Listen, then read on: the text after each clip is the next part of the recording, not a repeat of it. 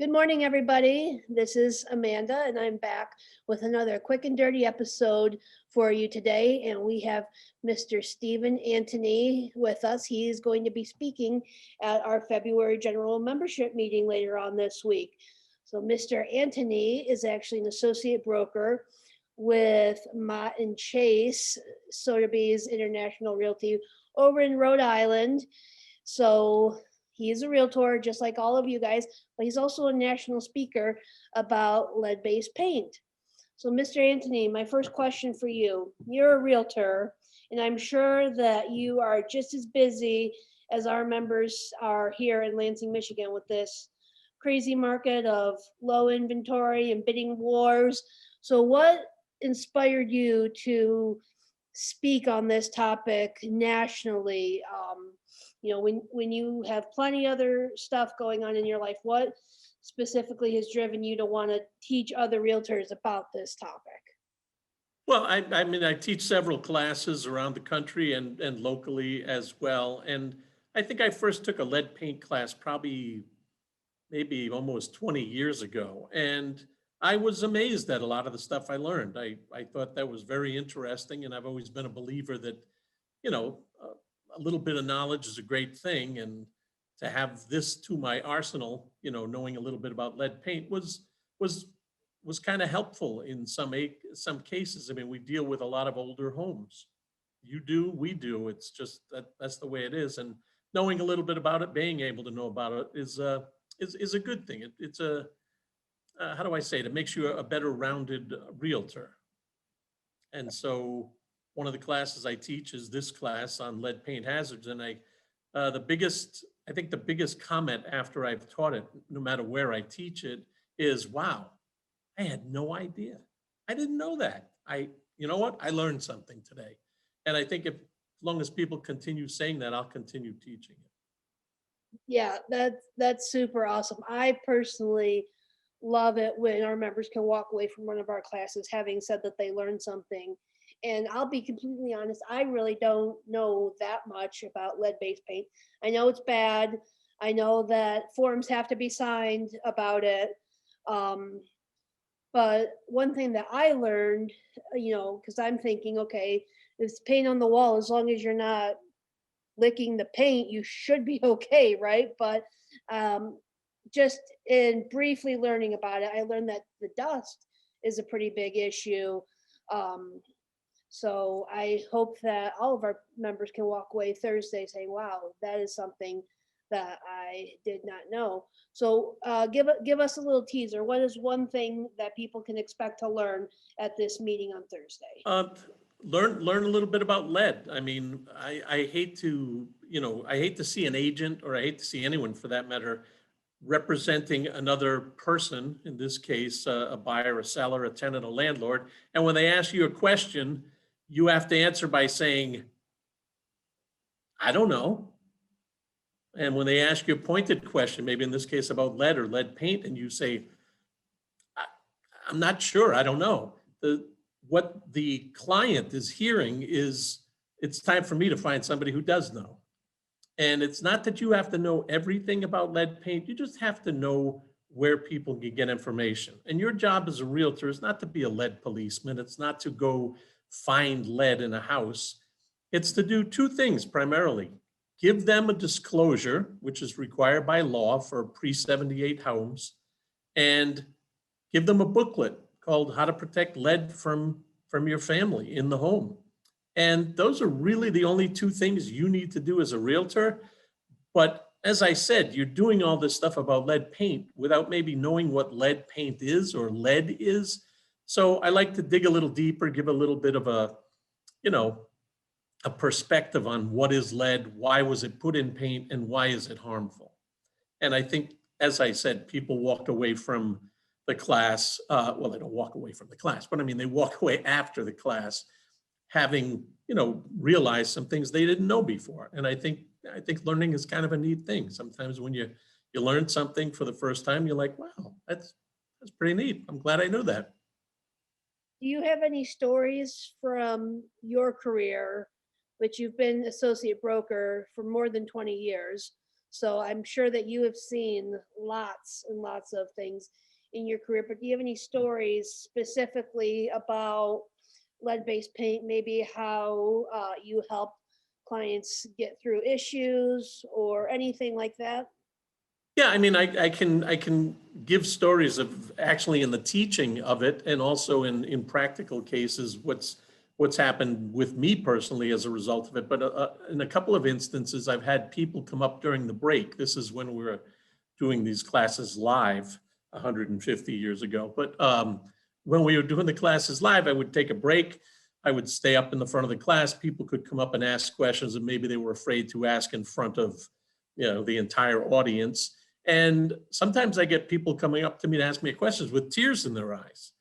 And sometimes there'd be pregnant women in the class, and they would be coming up to me white in the face, like, oh my God, I, petrified. And one of the lines I tell the agents when I'm teaching this class is, listen, I've been accused of trying to scare people in this class, and I am trying to scare you. I'm trying to scare you to be aware of these things. That's all. Too often I think in our business, stuff gets glossed over really quick. It's like, oh, here's the lead paint disclosure, sign here, initial here, sign this. Okay, great. We're all done with that. Now, here's the next one, just sign here, initial here. And the reality is, I think the people are signing and initialing things in a lot of cases that they have no idea what they're signing and initialing.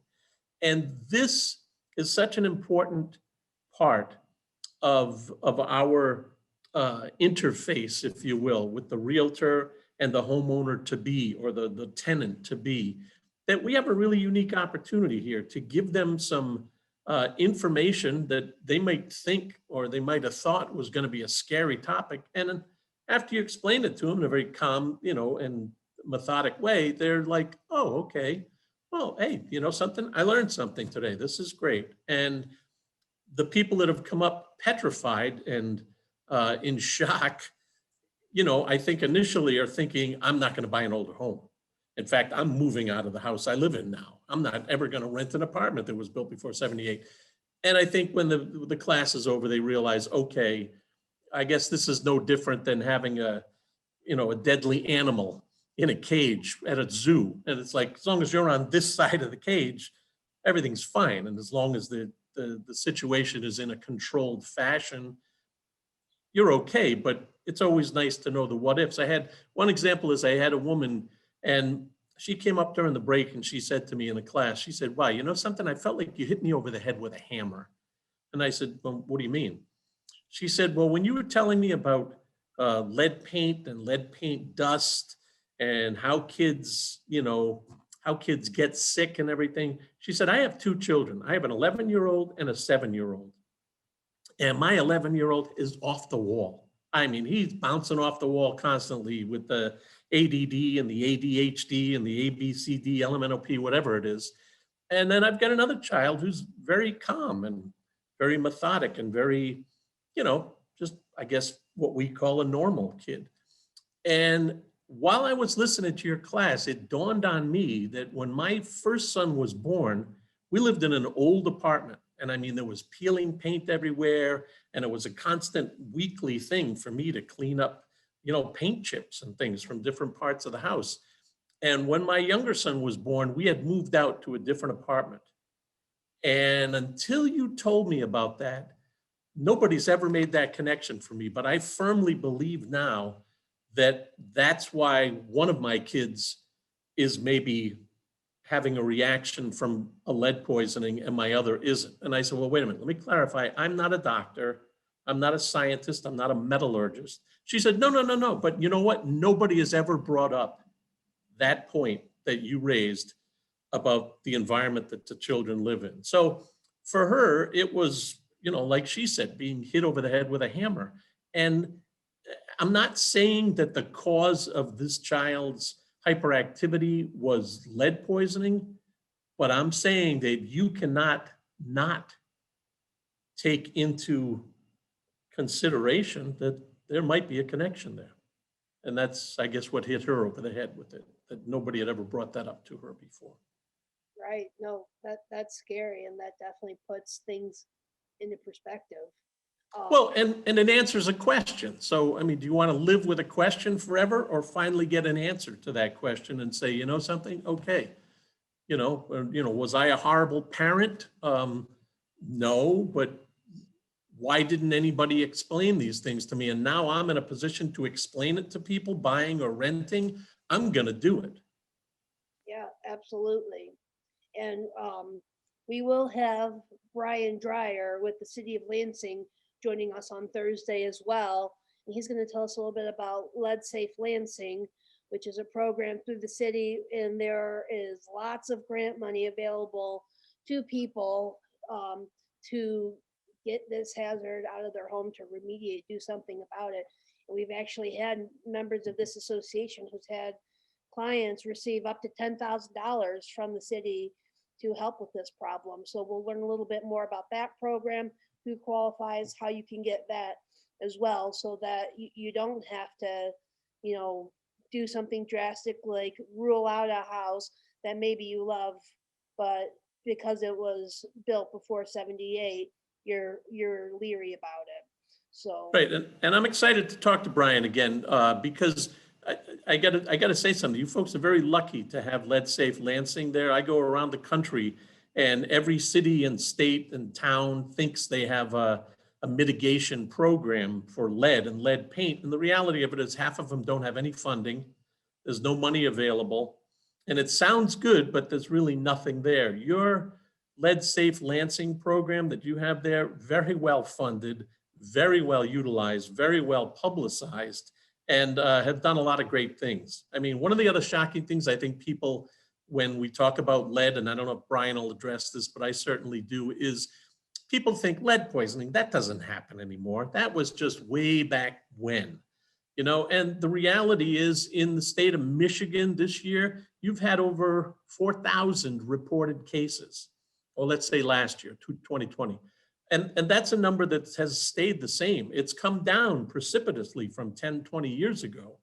But that's still a lot of kids that maybe didn't have to get poisoned. And maybe they didn't have to because maybe somebody didn't know. Because I think when children get lead poisoning and when they find out when their doctor tells the parent, and when the doctor tells the parent how, the parent's reaction is generally like this: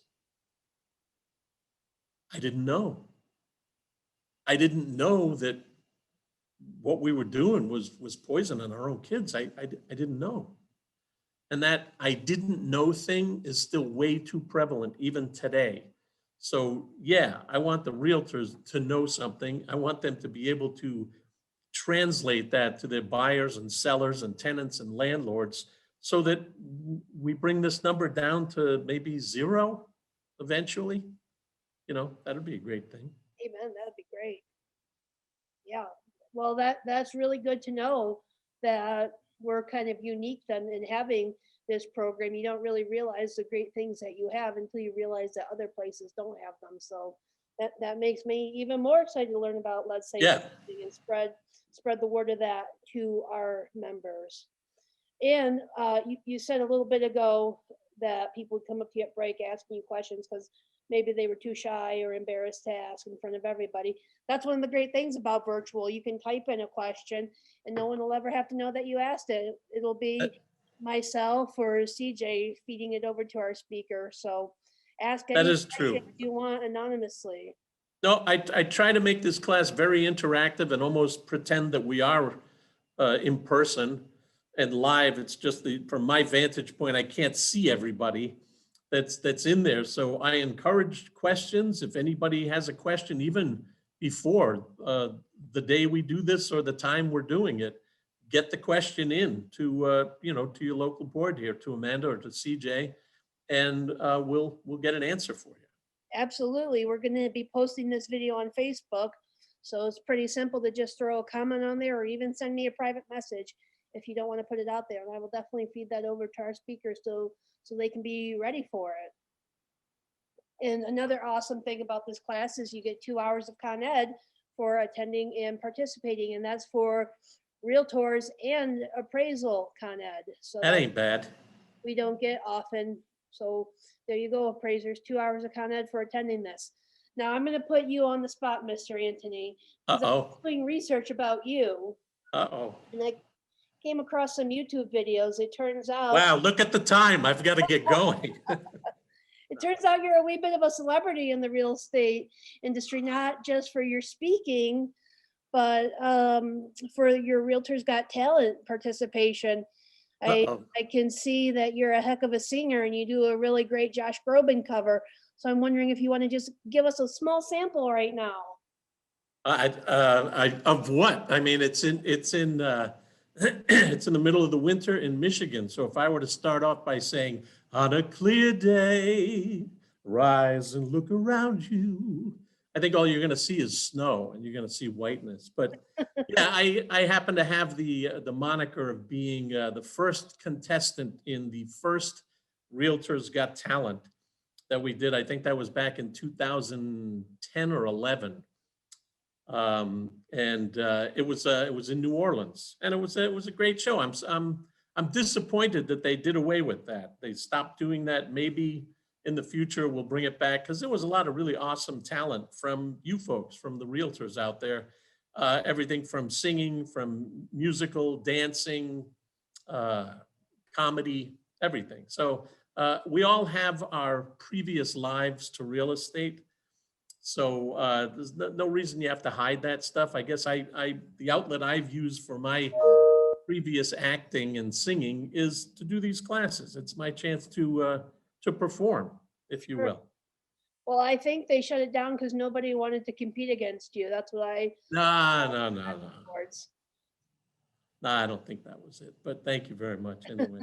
But no, I'm looking forward to a great class with you folks there in Michigan. And I do teach quite a few classes. So if you ever want me back for any certification classes or, code of ethics, PSA, at home with diversity, ABR, SRS, secrets, all those things, be happy to come back to do those for you, or even to write a specialized class for you on negotiations or safety or any of those things.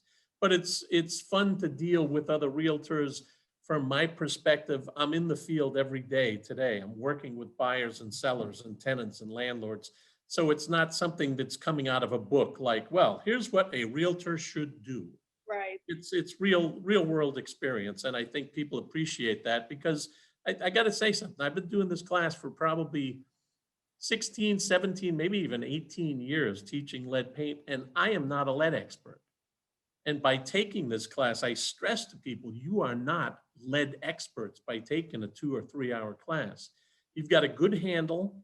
Maybe you can say, I don't know, a few less times, but please don't start pointing to paint on a wall to your clients and saying, oh, that's not lead paint. That's not lead paint, because you really don't have that designation as a lead expert, nor do I, after teaching this for almost 20 years now. Yeah, very good note to point out. So maybe you're not saying I don't know, but you're also not analyzing and taking paint chip samples either. Well, and the truth of the matter is, your clients don't care if you know the thing or not. They care if you can get them the answers to their questions. Yep. And when you say, I don't know, the better way to answer that is, you know something, I'm not sure, but give me 5 minutes and I'll get the answers that you need. Or I'll tell you where you can get those answers. Absolutely. Thank you so much for talking to me this morning, Mr. Antoni. Again, looking forward to your presentation Thursday, February 18th at 9 a.m. I think everyone's going to come away with more than a couple nuggets of information, and I'm looking forward to it, plus 2 hours of Con Ed. So we will see you Yeah, all I then. think, I guarantee they'll learn something. Good. That's a solid guarantee.